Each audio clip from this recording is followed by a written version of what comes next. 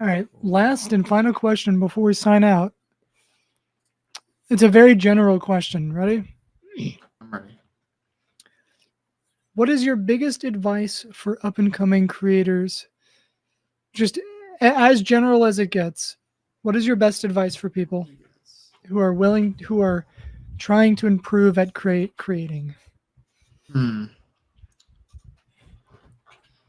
I already mentioned earlier about like the whole like focus on your composition and colors, then detail. That's like the specific thing, but I would say super general.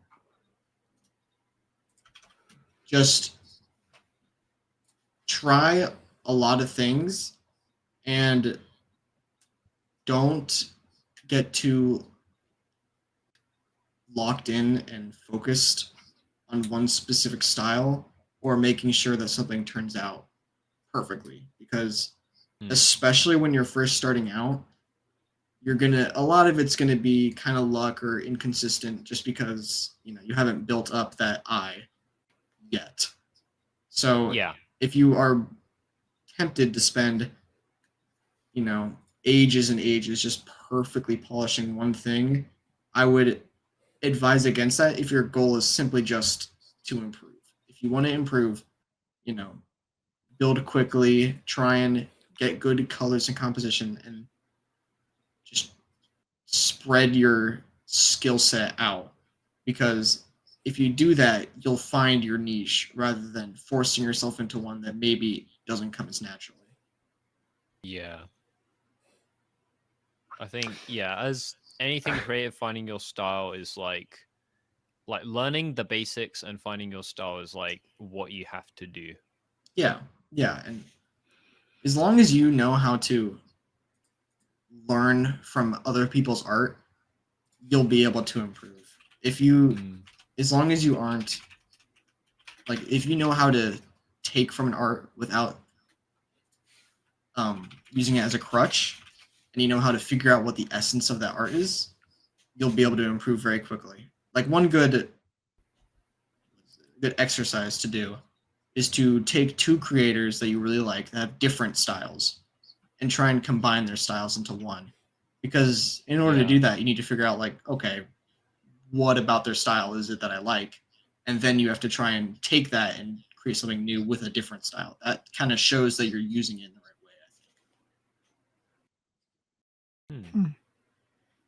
way, We both said that at the same time. What? Just Hmm. I think. No, yeah. I completely understand what you're saying. I think Mm-hmm. that's definitely Yeah, like it, like stuff I've if you thought like about. Bly and you like, I don't know, and you like Cinder Game, go try and take two like styles that they've done and see if you can make something that's your own based on what they've done. Yeah, Bars, homie. that would be a pretty fun exercise. I think. Or even just two levels, like take, I don't even know, like some platformer level that came out recently, and then some 2.1 design level, and see if you can combine their like the essence of what they're doing. How are they using colors? How are they using shapes? Yeah. Well, I'm not a creator or anything, but like I do want to end up, working on films and like cinematography in the future. So it applies in the exact same way. Mm-hmm. So I definitely think looking at that as well is always beneficial. Like just get some hobbies, like do art or stuff, or like look at art, and it will also apply. Definitely. I think that there's this one concept that I've heard talked about by some professors and people who teach art classes before, and it's I don't know if there's like a actual like academic term or anything like that, but a lot of people talk about having this sort of like visual library that you kind of have that you build up over the years, where even if necessarily like let's say you're worried about if you have what it takes to be like an artist or that kind of thing, like sure, some people are more creative than others. Like that's kind of part of that's built in to like how like your genetics and that kind of thing, and some of it is just like an experience thing where even if you are worried about if you're creative enough or that kind of thing, if you've spent time looking at other people's art, learning from it, and you have actually like gathered this huge library of ideas in your head, you're going to be able to come up with awesome ideas on your own just because you have so many references to pull from. Like, let's say you've seen 1,000 good levels, like, or like, tens of thousands. Then if you are going to build your own and you need ideas, you have this giant bank that you can pull from where you can take 2 ideas, combine them. That's your own thing. You can now build from that, start adding things to it. It's like, oh, I liked how they used colors in this, but I didn't like the style. I'm going to take the style from this, the colors from this, mash them together in my head. Now I have something that I'm working with. Or even if, you're taking it from places, like it's a logical progression, it's creating something new. Like that is your own form of creativity, regardless of like where you're at as a creator, or if you think you're, an artist or that kind of thing. Yeah. I think GD is a good way to kind of implement that as well, because by default you are building with parts of different levels anyway. Yeah, so yeah. It's a collage.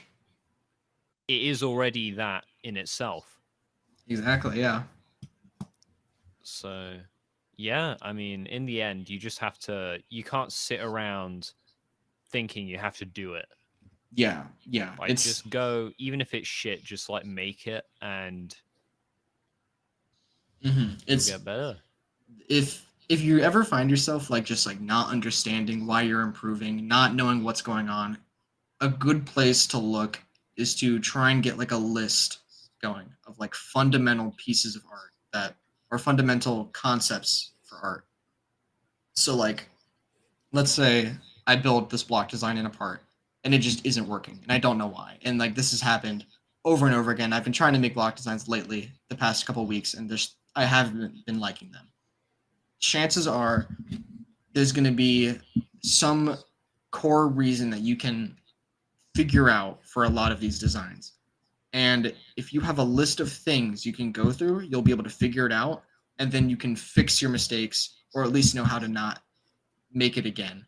So this generally is going to fall into like a few categories. Either your colors are wrong, so like things or values. I sometimes combine those, but so values is like how bright or dark something is. Colors is like the hue.